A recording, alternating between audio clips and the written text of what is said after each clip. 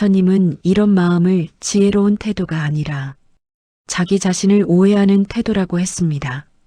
마음이 힘들 때 더 엄격해지면 상처는 깊어지고 마음은 더 좁아지기 때문입니다. 부처님은 아주 중요한 한 가르침을 남기셨습니다. 자비는 남에게 베풀기 이전에 먼저 자기 자신에게 베풀어야 한다. 이 말은 스스로를 먼저 따뜻하게 바라보라는 뜻입니다. 나에게 실망한 마음, 나를 미워하는 마음, 나를 탓하는 마음은 반드시 분노나 괴로움으로 흘러가기 마련입니다. 그래서 그 마음을 부드럽게 풀어주어야 합니다. 나에게 자비를 건네는 방법은 어렵지 않습니다. 그래도 괜찮다. 많이 힘들었지. 그만하면 잘했다. 이렇게 단 한 문장만이라도 내 마음에게 건네면 그동안 차갑게 굳어있던 마음이 조금씩 풀리기 시작합니다. 스스로를 비난하던 목소리는 점점 잦아들고 대신 따뜻한 이해와 여유가 자리를 잡습니다. 결국 마음을 다스린다는 것은 내면의 나를 적처럼 대하는 것이 아니라 오랜 세월 함께 살아온 친구처럼 대하는 일입니다. 나를 조금 더 따뜻하게 대할 때 오래된 상처도 후회도 자책도 서서히 힘을 잃고 마음은 더 깊고 넓게 확장되기 시작합니다.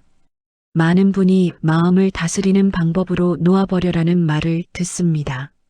하지만 막상 놓아버리려 하지 않아도 놓아지기는커녕 더 단단히 붙들고 있게 됩니다. 그래서 사람들은 말합니다. 놓으라고 해서 놓아지는 게 아니야. 머리로는 알겠는데 마음이 안 따라와. 그렇다면 왜 우리는 이렇게 놓아버림을 어려워할까요? 부처님은 그 이유를 아주 명료하게 설명하셨습니다. 놓아버림이 어려운 것이 아니라 붙잡고 있는 이유를 우리가 모른다는 것입니다. 사람은 마음속 깊은 곳에서 무언가를 붙잡을 때 반드시 이유가 있습니다.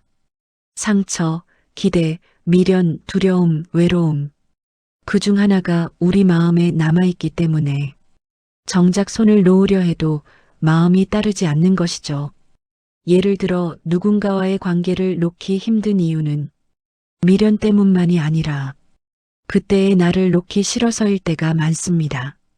그 사람이 아닌 그 관계 속에 내가 기억나기 때문에 우리는 그 시절의 나를 잡고 놓지 못하는 것입니다. 부처님은 집착을 손에 쥔 뜨거운 돌에 비유하셨습니다. 손을 펴지 못하는 이유는 손을 펴는 방법을 몰라서가 아니라 혹시 놓으면 더 아플까봐 두렵기 때문이라고 하셨죠. 그러니 놓아버림은 결코 포기가 아닙니다. 새로운 고통을 막기 위한 마음의 방어일 뿐입니다. 놓아버림을 가능하게 만드는 첫 번째 방법은 나는 왜 이것을 붙잡고 있을까? 이 질문을 조용히 던져보는 것입니다. 스스로에게 솔직해지는 순간 붙잡고 있던 이유가 서서히 드러납니다. 그 이유를 알고 나면 집착은 이미 절반 이상 약해집니다. 마음이 무엇 때문에 붙잡고 있는지 모를 때만 그 힘이 강한 것입니다. 그리고 두 번째 방법은 억지로 놓으려 하지 않는 것입니다. 부처님은 말했습니다. 때가 되면 저절로 떨어지는 것이 있다. 준비되지 않은 마음에게 놓으라고 다그치면 마음은 오히려 더 움켜쥐게 됩니다. 놓아버림은 억지로 행동하는 것이 아니라 자연스럽게 손이 열리듯 이해가 깊어진 후에 찾아오는 과정입니다. 그러니 조급할 필요도 나를 탓할 필요도 없습니다. 지금 당장은 놓지 못하지만 언젠가는 내려놓고 싶다. 이 말 한마디만으로도 마음은 놓아버림을 향해 한 걸음 다가갑니다. 마지막으로 중요한 것은 놓아버린다는 것이 사라짐이나 손해를 의미하지 않는다는 점입니다. 부처님은 놓아버림을 비워낸 만큼 새로운 평온이 들어온다라고 설명하셨습니다. 집착을 놓으면 허전함이 아니라 오히려 가벼움이 찾아옵니다. 때로는 그 가벼움이 인생의 후반을 더 자유롭고 평온하게 이끌어줍니다. 놓아버림은 상실이 아니라 해방입니다. 그래서 놓아버림은 어렵지만 그만큼 우리를 더 자유롭게 만들어줄 수 있습니다. 우리가 살다 보면 마음이 복잡해지고 어지러울 때가 많습니다. 이유를 모르고 답답한 날도 있고 사람들 사이에 있어도 공허함이 밀려오는 날도 있습니다. 특히 나이가 들수록 마음속의 소음은 더 커지는 듯합니다. 지나간 일들, 후회, 걱정, 관계에 대한 생각까지 머릿속에서 끊임없이 돌아가며 쉬지 않고 마음을 흔들어 놓죠. 그래서 많은 분들은 이렇게 말합니다. 내 마음이 왜 이렇게 시끄러운지 모르겠어. 부처님은 마음이 시끄러운 이유를 외부의 소음 때문이 아니라 내부의 미세한 파동 때문이라고 설명하셨습니다. 마음속에서 미세하게 일어나는 생각의 물결, 작은 걱정 하나, 작은 불안 하나가 겉으로는 별것 아닌 것처럼 보이지만 속에서는 계속 파동을 만들어 마음을 흔듭니다. 이 파동이 쌓이면 마음은 어느 순간 스스로도 감당하기 어려울 만큼 복잡해지고 무거워지죠. 하지만 놀랍게도 마음의 평온은 큰 변화나 큰 결심에서 생기지 않습니다. 오히려 아무 일 없는 조용한 순간에서 시작됩니다. 부처님은 마음을 고요하게 하는 힘을 물 위에 비친 달빛에 비유하셨습니다. 강한 힘으로 밀어붙이는 것이 아니라 고요함이 스스로를 드러내는 순간 마음은 자연스럽게 맑아진다는 뜻이죠.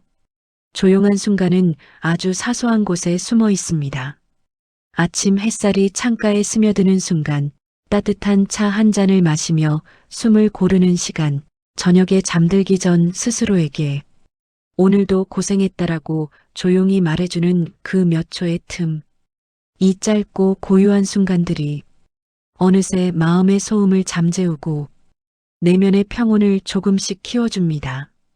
많은 분이 명상이나 마음 공부를 어렵게 생각하지만 사실 이런 작은 고요함을 느끼는 것 자체가 이미 명상의 시작입니다.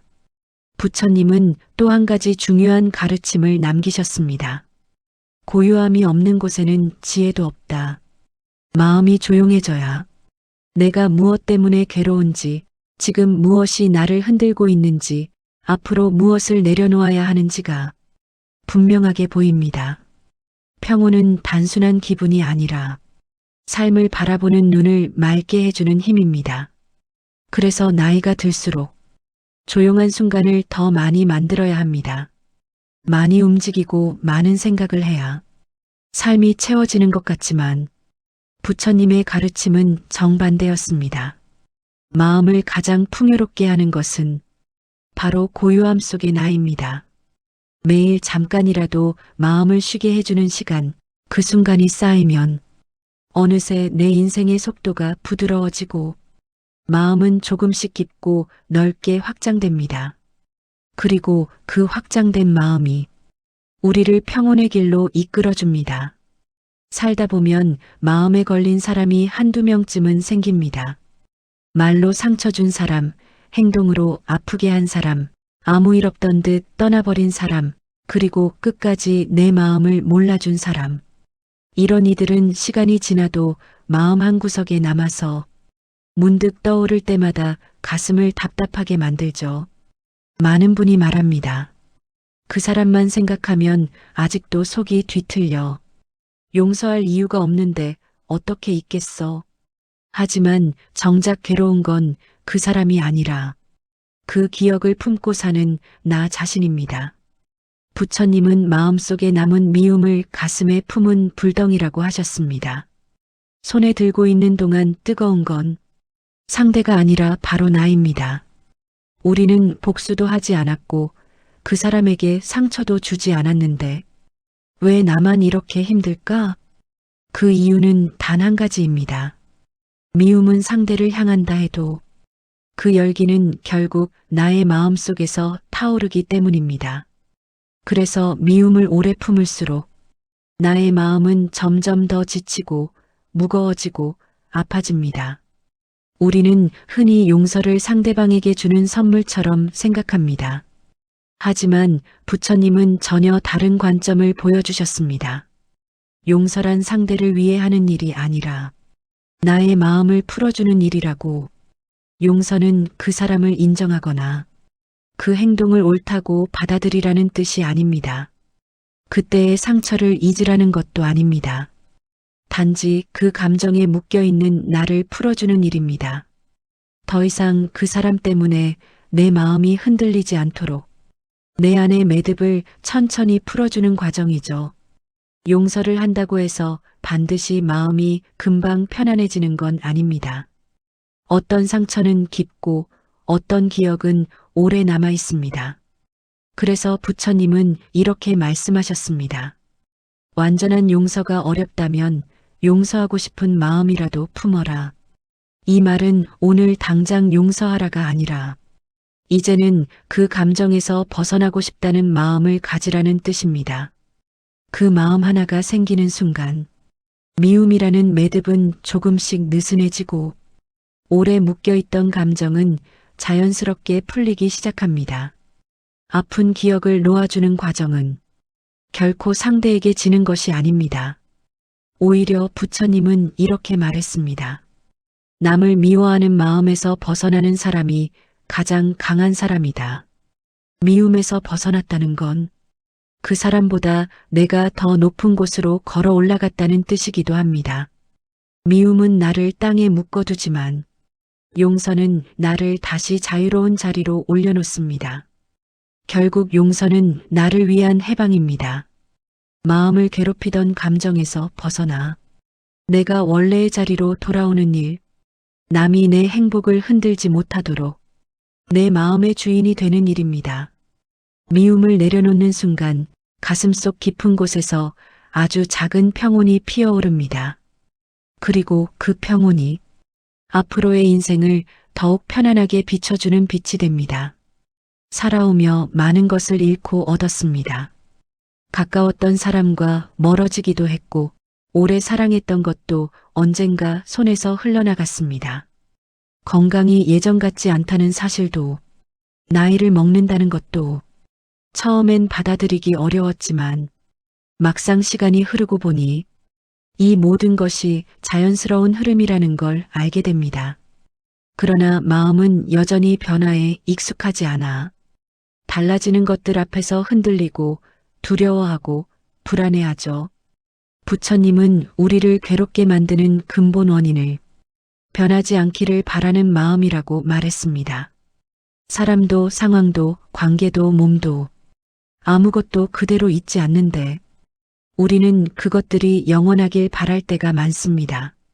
예전처럼 건강했으면, 예전처럼 돈 걱정이 없었으면, 예전처럼 가족이 가까웠으면. 그런데 부처님은 아주 간단한 진리를 보여주셨습니다.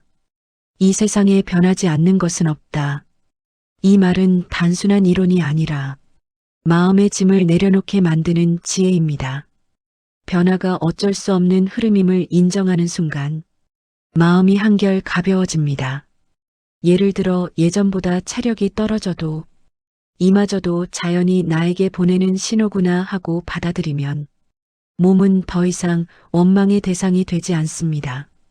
가까웠던 사람이 멀어져도 이 관계도 한 시절의 인연이었구나 라고 바라보면 미련이나 서운함이 조금씩 흩어집니다. 변화를 막으려 할 때만 고통이 생기고 변화를 흐름으로 받아들이면 평온이 찾아옵니다. 변화 앞에서 힘들어지는 이유는 우리의 기억은 그대로인데 현실은 달라지기 때문입니다. 기억 속의 나는 더 젊었고 기억 속 사람들은 더 가까웠고 기억 속 시간은 더 느리게 흘렀습니다. 하지만 부처님은 이렇게 말씀하셨습니다. 기억은 마음속에 머물지만 삶은 지금 이 순간에 있다. 이 말의 의미는 과거의 모습에 마음을 붙들면 현재를 온전히 살아갈 수 없다는 뜻입니다. 세상이 변하고 몸이 변하고 사람도 변하지만 그 변화 속에서 주저앉지 않기 위해 필요한 것은 삶의 흐름을 적으로 보지 않는 마음입니다. 변화를